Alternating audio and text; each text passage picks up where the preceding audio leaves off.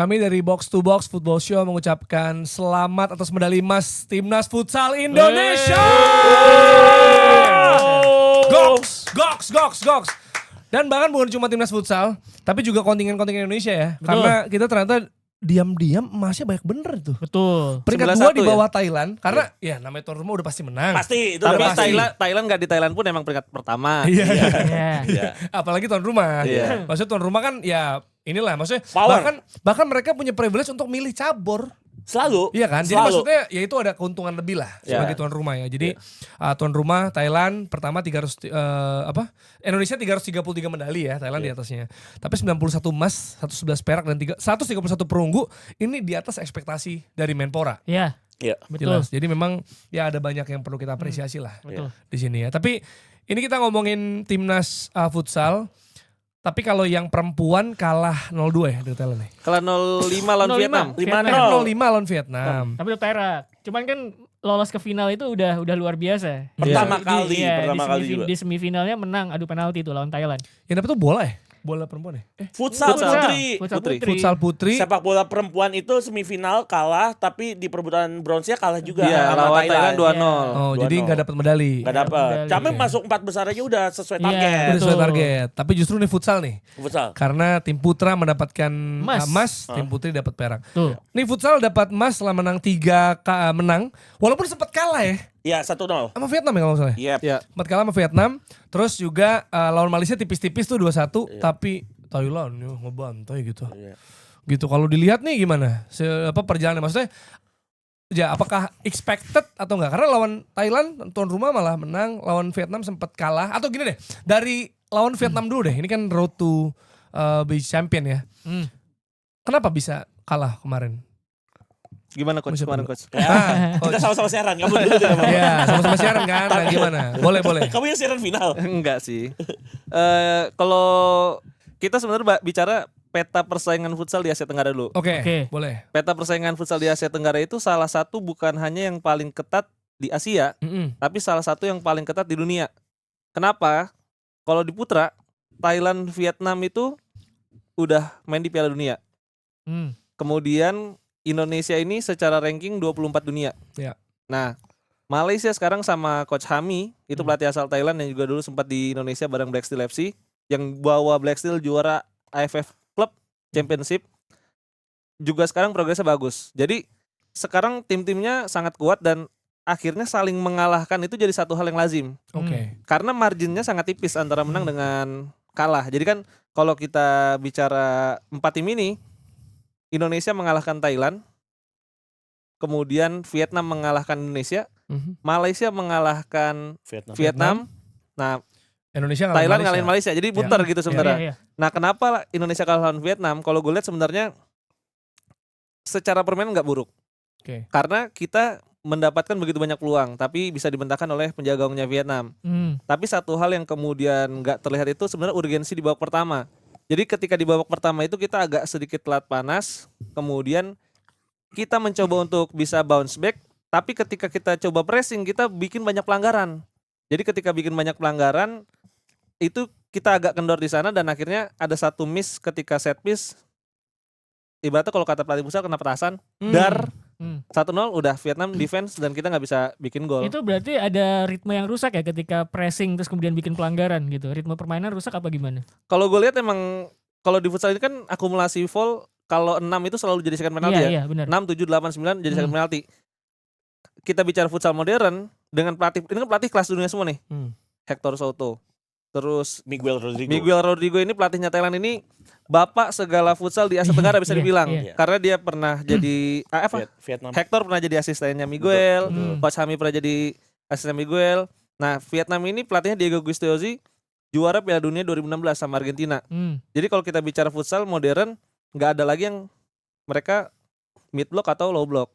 Jadi pressing di depan itu jadi satu hal yang sangat penting. Dan ketika lu udah bikin 4 atau 5 foul, akhirnya ritme dan intensitas pressing itu bakal bisa turun dan itu dimanfaatin oleh lawan. Oh, oke. Sama nambahin juga ya, ini futsal itu bukan turnamen loh di SEA Games ini, liga ya, single Round round robin. robin. Ya, Nah, round itu robin. yang Semua. bikin ya, itu yang bikin makin ketat sebenarnya persaingannya gitu. Dan lo ngelihatnya gimana sistem ini apakah bikin emang jadi lebih sulit? Termasuk juga kan lebih pendek ya istirahatnya. Yes.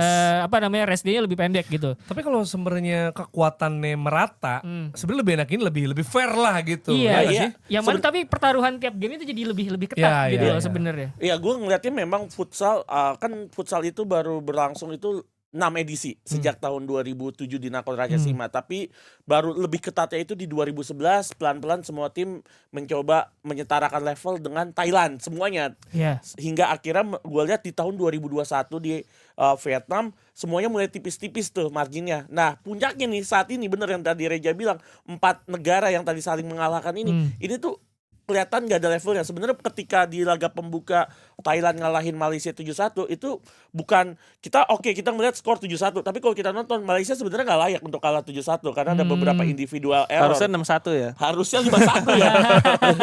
Sama aja ya. Ya tapi at least kalah, tapi akhirnya semakin ketatnya pertandingan itu semakin ngebuka semuanya bisa menjadi juara. Jadi Indonesia kan sebenarnya agak stuck ketika di laga kedua langsung kalah dari Vietnam. Terus di mana Vietnam baru saja kalah juga dari Malaysia 4-2. Jadi kita di laga ketiga keempat kita menghadapi Malaysia dan juga Thailand ada beban tersendiri di situ. Tapi coach Hector Souto ternyata bisa melewati beban terutama ketika menghadapi coach Rakpol yang megang Malaysia. Kita menang 2-1. Gue rasa di situ Rakpol tahu segalanya tentang pemain-pemain Indonesia karena 2 musim kurang lebih melatih Black Steel ditambah ada Evan, ada Anca, ada juga Wendy yang pernah dipegang sama Rakpol. At least dia tahu cara bermain anak asuhnya. Di situ gue ngeliat, oh iya semakin ketatnya futsal di regional, kita bicara regional dulu. Gue ngerasa, wah ini semuanya sih udah berkembang pesat dan 4 negara tersebut akan main semua di ASEAN Cup di Januari nanti. Iya, jadi ini melawan Itu di Myanmar. Indonesia gak sih? Tuan rumah apa? Indonesia kan ya? Tuan Iya, rumah, tuan rumah. Indonesia Arena. Iya. Sama satu lagi apa? Velodrome ya? Di Velodrome. Velodrome. Tanggal 27. 27 Januari sampai 7 Februari 2026. Iya. Keras. Jadi ini intinya lawan Myanmar normal. Normal aja. Lawan Vietnam kepleset. Baru Myanmar pun agak... Myanmar tuh sebenarnya nggak buruk-buruk banget Nah, ya. itu gue pengen ngomong. Nah, coba, Myanmar coba. tapi pelatihnya kan Pataya Pimkum. Pernah megang Favage Banua. Betul. Dan gue ngeliat Siapa nama pelatih? Pataya Pataya. Pimkum. Nah, enak denger. terus. Yang Pataya mirip Pimkum. Rizky Safir siapa namanya? Krit.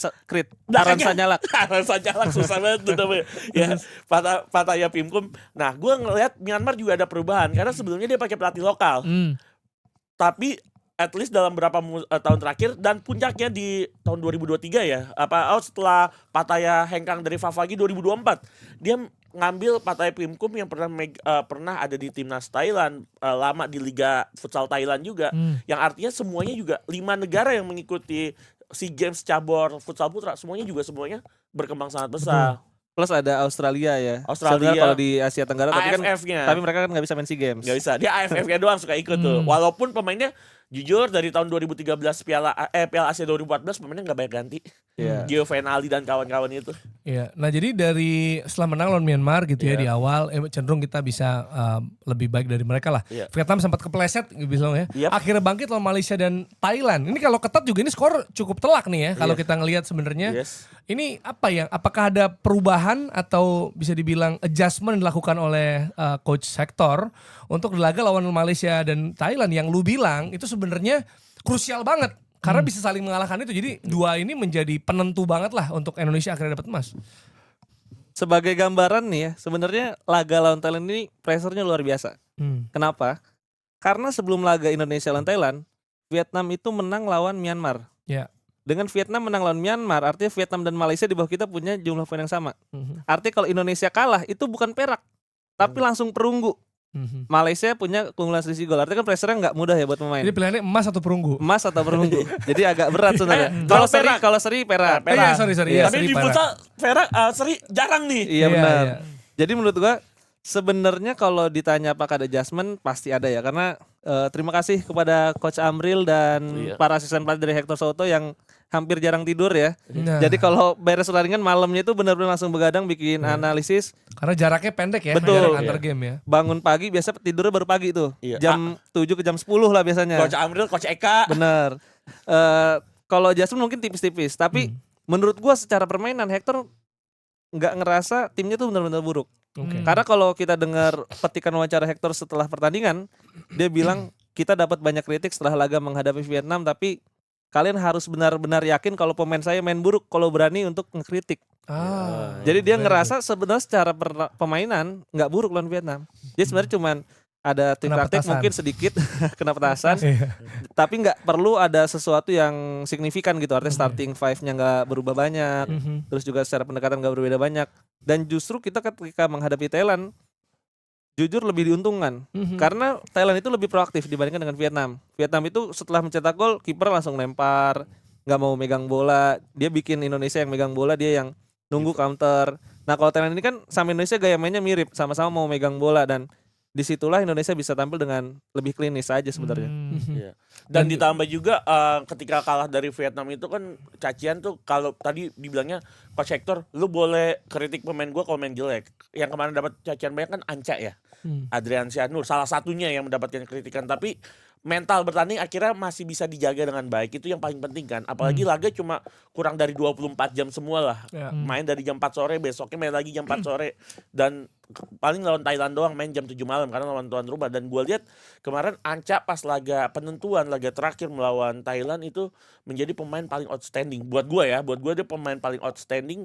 Apalagi ketika kita main defense power play itu sih gila banget emang tuh. Ya. Layak sih MVP dia PFL. Iya, iya. Dan ya 2 gol 3 assist nunjukin memang dia salah satu pemain Oke. paling outstanding saat ini di timnas. Ya, apalagi pas lawan Malaysia kan tegangnya ada tuh di akhir-akhir kan. Banget, Iya. banget. Ada peluang nggak bisa kill the game, hampir juga diserang Kena. terus tuh. Iya. Waduh, itu agak menegangkan. Tapi menarik ya kalau udah masuk soal pemain nih, Anca juga bisa dibilang bangkit ya, bisa Yes. bounce back di sana. Kalau lu punya ini nggak pemain yang bisa lu bilang lumayan mencuri perhatian gitu, karena kita tahu.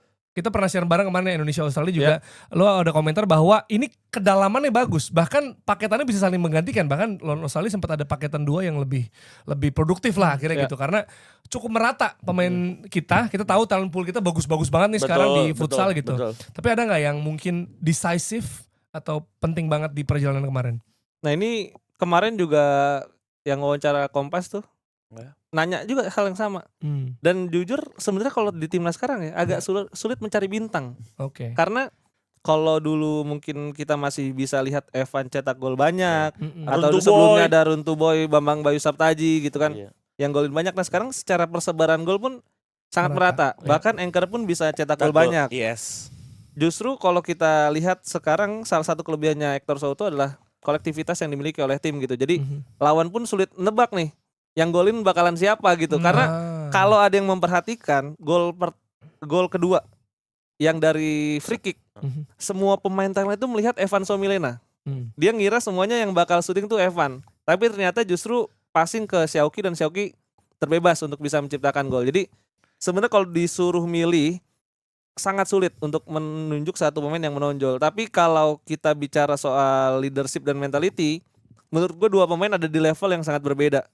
Iqbal sama Ardian Syahnur. Menurut gue 2 pemain ini secara mentality benar-benar bisa ngebawa tim, dan memang 2 pemain ini nggak tergantikan sih sejak pertama kali mereka dipanggil ke timnas, nggak pernah dicoret.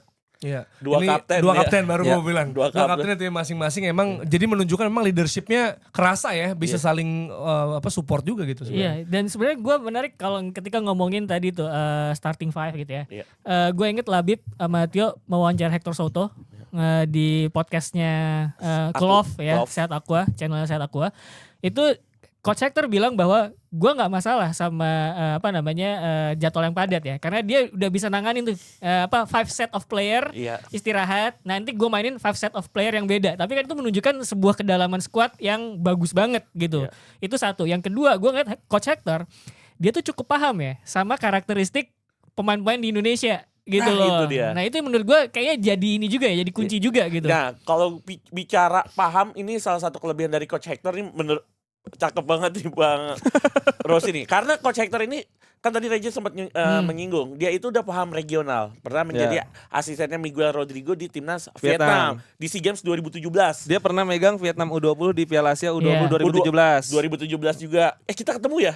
Ketemu Indonesia. Di grup kan? Iya. Di grup juga. Dan kemudian dia megang BTS juga. BTS, iya. Bintang Timur Surabaya. Artinya dia udah tahu bagaimana karakteristik daerah di Asia Tenggara seperti apa, futsalnya ya, perkembangan futsal di Asia Tenggara, ditambah Indonesia juga dia sempat ngelatih klub juga. Jadi menurut gua path career-nya dia as a head coach saat ini udah pas banget. Dia Betul. tahu regional dulu, terus dia udah tahu dulu kompetisinya Liga Indonesia seperti apa. Jadi pemain-pemain yang dia panggil tuh nggak itu lagi. Tadi yang gue bilang national pool-nya jadi enak banget, kebuka banget. Ditambah dia mau bekerja sama dengan Coach Amril, memberikan kesempatan bagi Coach Amril ketika di CFA turnamen di China. Dan akhirnya Coach Amril membawa pemain yang sebenarnya gue nggak mau sih bilang ini Indonesia B, mungkin another opsi juga Iya. buat timnas.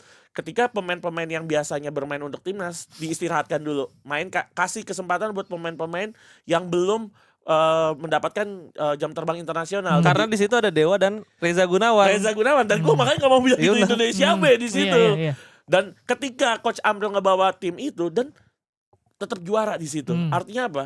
Bukan siapa pemainnya, sistem yang digunakan oleh Coach Hector Souto untuk Amril dan kawan-kawan ternyata bisa dimainkan buat para pemain Indonesia yang berlaga di Pro Futsal League. Iya, dan gue ngeliat si Coach Hector ini bukan sekedar memahami cara mainnya, tapi karakter pemain. Karena dia juga bilang, gue tuh juga suka ngikutin Instagram pemain gitu ya. Iya. Dia ngeliatin kan. Tahu pemain yang fit, Iya, pemain yang fit, iya, yang nge-gym kayak gimana gitu. Oh ini tiap lagi posting makanan sehat gitu. Nah, Dibacain. Dibacain sama dia. Aca, terus yang nggak masuk timnas Isani Fajar, Iya. itu dia bacain sama Itu dia. bener dia kenal gitu loh. Pemainnya kalau lagi nggak latihan nih ngapain sih? Siapa gitu. yang nge-gym. Iya gitu, lagi makanya off-season. dia menyarankan bahwa tiap pemain kalau bisa lu latihan, oke lah, itu latihan udah pasti semua pemain bakal latihan Pasti. sama klub, sama timnas gitu. Tapi kalau bisa lu juga latihan di luar klub, nge-gym, jaga makanan segala macam gitu jadinya. Jadi gue pikir sih apa ya,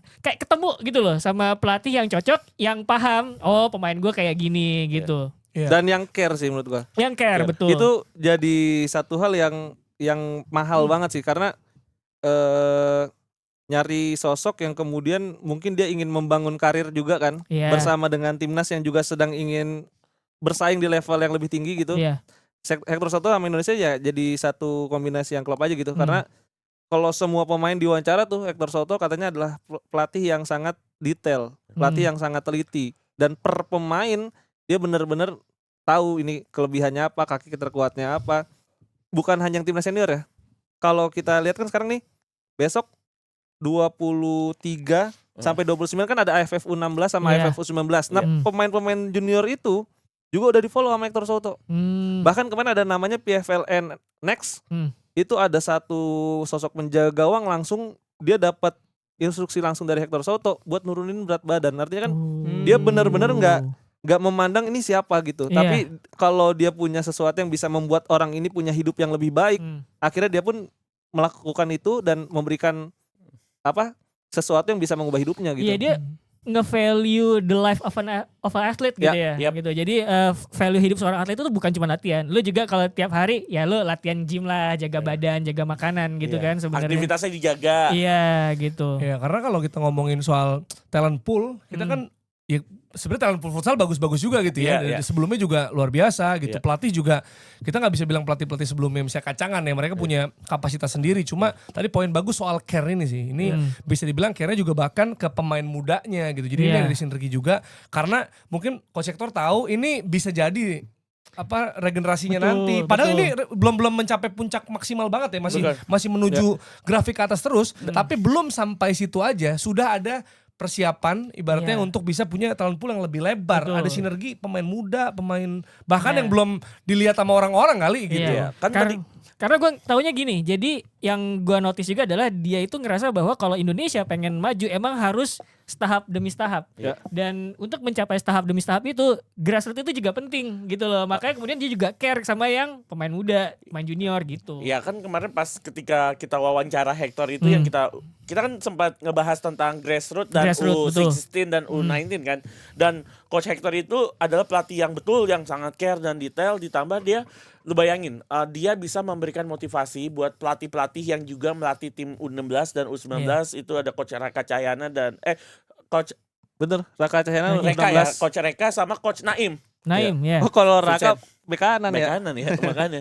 Vincent Kompany lagi gue gitu. Sama rank sport Raka juga. Raka Sulfikar itu ya. Coach Reka. Ya terus Reka dan juga Coach Naim juga dia bilang kan bahwa pemain-pemain ini walaupun kalian pimpin tapi saya juga mau in charge, Ya. mau tanggung jawab. Dan betul lu bayangin ketika ada pemain muda di follow atau diikuti diberikan komentar oleh pelatih tim Tim senior, nasional. motivasinya pasti berlipat Follow tuh ganda. masih sosmed. Sosmed. Di follow Di IG-nya follow gitu. IG Goks. pemain yang masuk U16 Ya. kan itu berarti masih SMK rata-rata SMA SMK usianya ya U16 gitu. U16 itu kelas 1. Kelas 1 ya. Dia bisa Iya. ngomong tontonnya gila gue di follow pelatih timnas. Pelatih timnas nih, Gokil. motivasinya gimana? Ditambah lagi yang U19 juga. U19 beberapa udah main di PFL bahkan. Iya. Seperti Guntur, seperti Revan Epoy. Epoy gitu dan lain-lainnya. Dan pas gue lihat, wah ini emang pelatih benar-benar bisa coba ngebawa dari bawah dulu sampai Ya. paling atas tuh benar-benar iya step by step, pad by pad gitu. Tapi apakah yang terjadi sekarang ketika kita mendapatkan prestasi, ketika kita bisa dibilang berhasil ya, paling tidak misalnya emas dan kita tahu ada hal-hal yang membuat kita bangga banget lah sama timnas futsal ini. Ini pertanyaan Pul, oke bagus, satu hal kita juga sebelumnya bagus. Nah, apakah emang faktor utamanya ini sang pelatih yang kayak begini atau memang secara ekosistem dan mungkin minimal kalau kita ngomongin soal SEA Games persiapannya lah ya, proses pembentukan, persiapan dan bagaimana mereka menjalani liga hari-hari segala macam menuju ke tim nasional itu memang ada perubahan yang cukup signifikan di era sekarang dibanding misalnya beberapa waktu silam. Kalau gue sih ngeliatnya dari kejuaraan kelompok umur yang dibangun oleh swasta sih, itu yang ngebedain. Dulu ada, kalau sekarang lebih masif. Futsal series gitu. Futsal series, contohnya ya itu ya piala-piala sekolah ya, antar sekolah. Bayu Kalau boleh ada nyebut juga. Bayu, Axis Nation Cup. X Nation. Jujur Axis, kalau ya. kalau dulu kan masih kita kan taunya Liga Campina buat sepak bola. Itu Coca-Cola. jangan itu jauh banget. Jauh, Contoh Asiop orang tuh. tahu yang itu ya. Ini aja LPI lah. LPI ya, yang Liga masih Pendidikan. sini. Itu kan Iya. buat sepak bola kan. Kalau futsal kan masih belum. Bahkan yang sekarang sebenarnya tersupport dengan liga-liga yang dibangun oleh swasta dan itu yang membedakan seperti zaman dulu. Kalau zaman dulu itu liga itu baru mulai itu kuliah kayak futsalisme itu liga futsal mahasiswa aja. Mungkin zamannya Reza liga mahasiswa ya, 5. Kalau gua Livuma liga futsal mahasiswa. Dan itu yang ngebentuk para pemain akhirnya bisa mendapatkan ilmu dulu dari bawah dulu. Dan jam terbang pengalaman kompetisi gitu ya. Paling tidak itu yang ada tadi lu bilang soal swasta gitu. Misalnya ya maksudnya enggak apa kita shout out untuk juga mengapresiasi ya yang dilakukan futsal series, Axis Nation Cup ya sama Bayu. Dan ini satu lagi yang nggak boleh lupa disebut AAFI. Nah, AAFI itu iya. Asosiasi Akademi Futsal Indonesia itu juga sebenarnya tidak terafili langsung dengan FFI tapi mereka udah bikin bertahun-tahun ya. Iya betul, gue sepakat juga itu yang akhirnya itu juga AAFI itu kelompok umurnya ada banyak juga ya. Ya yang ke timnas banyak juga. Yang ke timnas dari U13 ya, mereka U16 apa U15 gitu sampai yang paling tua dan menurut gue itu akhirnya juga menjadi wadah.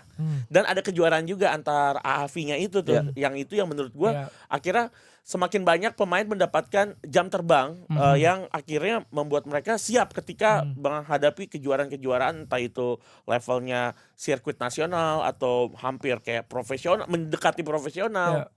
Iya, jadi ini sinergi bisa dibilang Sinergi, ya antara betul. swasta, antara pemain di industrinya juga gitu, pelakunya gitu karena pasti penting banget buat ekosistemnya. Termasuk ya masuk federasi juga FFP ya kemarin kan di interview nggak usah pemain aja spotlightnya gitu katanya. Shout out juga ya buat Pak Michael. Iya. Sinerginya juga bagus antar timnas senior dan junior tuh ya. Nah itu ada satu, ini bukan gimmick sih tapi ini satu momen yang ikonik. Jadi sebelum SEA Games itu timnas futsal putra, timnas futsal putri, timnas futsal U19 dan timnas futsal U16 makan bareng. Iya. Menurut gue itu satu momen yang gak akan pernah terlupakan sih dan itu ya menunjukkan hashtag dari timnas futsal kan sekarang bagus banget satu keluarga. Satu keluarga ya. Dan itu jadi bukan hanya sekedar gimmick tapi memang benar-benar dilakuin gitu. Iya, Dan- bahkan dari berbagai kelompok umur Betul. gitu ya. Bahkan juga tim putrinya. Ini Iya. kan akan menjadi sebuah sinergi tadi gue Betul. bilang. Makanya kemudian pelatih di tiap-tiap kelompok umur sama senior itu saling berkomunikasi secara konstan Iya, gitu. Dan pastinya. itu Bahkan- bagusnya gitu. Bahkan ada yang dari SEA Games ditinggalin tetap di Thailand. Iya. Buat tetap- U16 sama U19. Tetap di Notaburi, kan mainnya tetap di Notaburi ya. Oh. Dan tetap ngejagain tim U16 U19 yang main bareng kan. Iya, Itu sih menariknya saking. Tapi gue sepakat sih hashtag satu keluarga ternyata benar-benar diimplementasikan di bener-bener. kehidupan, Bukan gimmick doang ya. dengan gimmick doang dan kejadian, dan itu emang luar biasa sih. Dan Dan kerasa banget ya. Kerasa sama banget. apa yang dilakukan.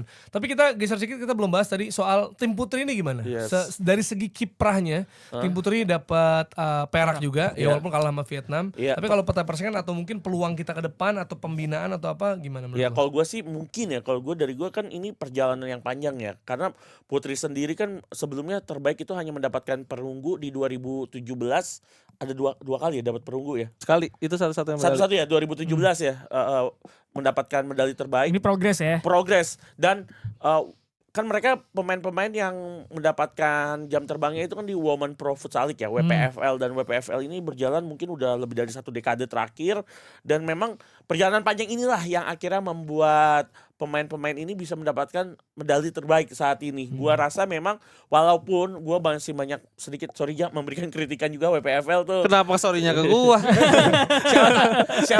siapa Ini tahu selainnya kayak coaching staff ya. Selainnya kayak coaching jujur staff. kayak orang federasi. Iya. Kayak orang federasi. Sorry Jaya. Sorry ya. Temen gue ya. Ya gue rasa mungkin Jangan di chat ya. ya jangan dicet. WPFL yang berjalan cuma 2 bulan 3 bulan bisa lebih proper lagi lah.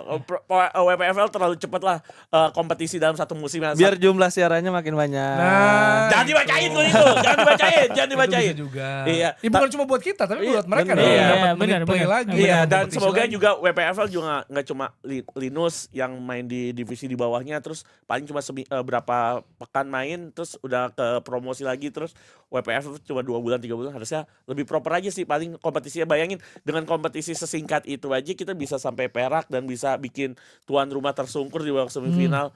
Bukan tidak mungkin dengan mungkin gelaran yang lebih baik lagi kita bisa top. Iya. Bisa lebih top lagi ya. Target SEA Games kan ini menjadi batu loncatan juga buat timnas putri. Mungkin nanti di kejuaraan Asia lagi ya mungkin mendapatkan sesuatu yang lebih better gitu. Karena Yes. orang nggak tahu nih. Timnas pertama Indonesia yang bisa lolos 8 besar Piala Asia itu futsal putri ternyata. Ya. Jadi Piala Asia 2018 itu kan sebelum futsal putra di 2022. 22. Sebelum juga timnas sepak bola ya di Iya, 2021 ya.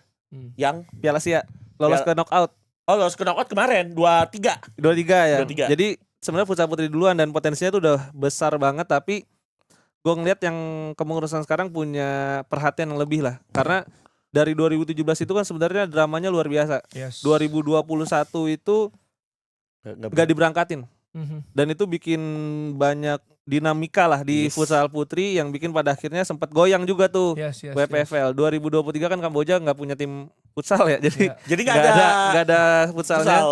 2025 langsung perak, dan kemarin di Piala Asia 2025 pun lolos aja ke 8 besar sebenarnya. Jadi sebenarnya sangat mungkin 2029 itu kalau misalnya ingin ke Piala Dunia untuk futsal putri ya. Karena kalau kita bicara di Asia itu kan sebenarnya yang paling kuatnya Jepang, Iran. Tapi bawahnya itu Thailand, Vietnam, Cina, Indonesia, itu jaraknya sangat tipis sebenarnya. Iya, marginnya tipis.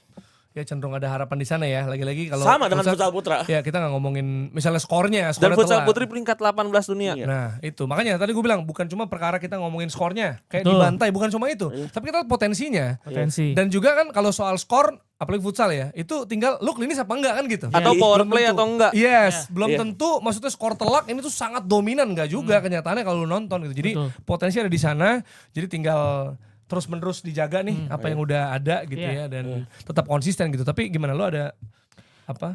Gue sih take away buat menurut futsal? gue kalau gue kan yang memperhatikan yang laki-laki ya, futsal laki-laki, gue sih ngeliat dengan datangnya Hector Soto ini agak menjanjikan. Apalagi 2026 kita sibuk nih istilahnya. Asian gitu. Cup. ASEAN Cup gitu segala macam. Itu sangat menjanjikan, dan gue senangnya adalah coach Hector itu cukup sering menekankan memanage ekspektasi gitu. Yes. Karena lu boleh berharap pengen lolos ke Piala Dunia, oke kita akan coba sebaik mungkin, tapi kita juga harus ingat kita saat ini ada di mana Yes. gitu. Nah karena untuk nyampe ke sana emang harus ya setahap demi setahap gitu. Iya, dia bahkan selalu membandingkan, ingat dalam AFF Cup Futsal. Pakai bahasa Spanyol kolektor. Enggak, bahasa Inggris. Oh, bahasa Inggris. Bahasa Inggris kemarin. Remember berarti. Remember. Ya, yes, Iya. gue kan ngertiin. Iya. Dia kan ngomong di Cool of Podcast ngomong kan di YouTube-nya Ngomong, Sehat iya. Aqua, dia juga bilang kan soal ekspektasi. Ekspektasi. Iya, penting. gue bilang kita harus ingat kita ada di mana posisinya. Iya. Oke, kita kemarin ASEAN Cup Futsal kita juara di Korat ya saat itu mainnya. Tapi kita ingat sebelumnya Thailand juara 16 kali. Terus juga SEA Games ini edisi ke-6. Mungkin kita bisa menargetkan juara, tapi ingat Thailand udah juara 5 kali gitu. Kita selalu sadar diri lah Iya. kita ada di mana. Tapi kalau kita bisa juara pelan-pelan ya kita bisa sedikit menaikkan level kita juga. Nah itu juga jagonya Hector. Iya. Jadi dia di media, di depan publik, dia nggak pernah sekalipun menjanjikan juara. Nggak pernah. Nggak ASEAN pernah. Futsal Championship di SEA Games dia nggak pernah janji juara kan. Dia selalu ngomong kita akan memanage apa yang bisa kita manage, yaitu performa, tapi hasil itu urusan lain. Tapi di luar kalau kamera udah mati, wah motivasinya tuh gila Iya, banget iya, iya. buat bisa jadi juara. Dan kemarin Mr. Grumpy ya sempat sakit. Karena Kalau salah dia sempat marah-marah sakit. mulu dia. Itu karena dia banyak pikiran. Yes. Itu menunjukkan kan bagaimana dia sebenarnya emang Dedicated. buat Ya. dapat medali ya, emang dia Yes. sebenarnya juga pengen. Dan akhirnya dia baru bisa gabung di pertandingan kedua, itu pun belum benar-benar fit. Dan Ya. bahkan di post match ya dia bilang kalau saya bayangin 5 hari yang lalu saya bisa di sini berdiri megang medali, dia belum kebayang tuh karena masih tepar di Itu pas abis lawan Thailand ya? Iya, benar. Lawan Thailand ya. Gitu, karena situasinya kan kalau dia ngomong, dia bikin statement sesuatu, kita nggak pernah tahu ntar media bagaimana ya, Betul. motongnya, gorengnya, karena itu bisa menjadi pressure buat pemainnya juga. Betul. Ya. Sehingga itu yang coba dia jaga, ibaratnya bahkan ketika timnya kalah pun, dia bisa ada PR-nya, bisa dibilang pasang ban juga buat pemainnya. Kalau emang Iya. pemain gue jelek, ya udah, coba kasih tahu. Arteta banget ya. Hehehe. Belain pemainnya. Iya. Ya tapi bedanya yang satu ngasih juara. Beda di Arteta mental. juga. Beda di mental. Tapi yang jelas sekali lagi selamat buat timnas futsal Yes. Indonesia. Ya semoga putra dan putri ini lancar terus dan juga Amin. seluruh kontingen di Indonesia juga mendapatkan banyak prestasi. Betul. Dan juga menular ke cabur lain. Betul. Amin. Terutama sepak bola. Iya. Karena ternyata cabur-cabur lain. 91 medali emas dan total 313 nggak ada tulisan sepak bola ya. Nah, apalagi kalau lolos grup. Nah, itu. Jadi maksudnya coba kita perbaiki bareng-bareng. Ya kan dia yang mancing tapi dia diem. Ya. Tapi emas futsal tetap hitung buat PSSI sih. Nah, ya. Oh. Jadi apapun itu Iya. pokoknya cabur beda. Iya, jadi Iya. Cabur nggak ada. intinya adalah medali semua yang kita dapat itu untuk Indonesia. Ya. Betul. Oke, itu dia. Terima kasih. Thank you. Kita ketemu lagi di episode lainnya. Dadah.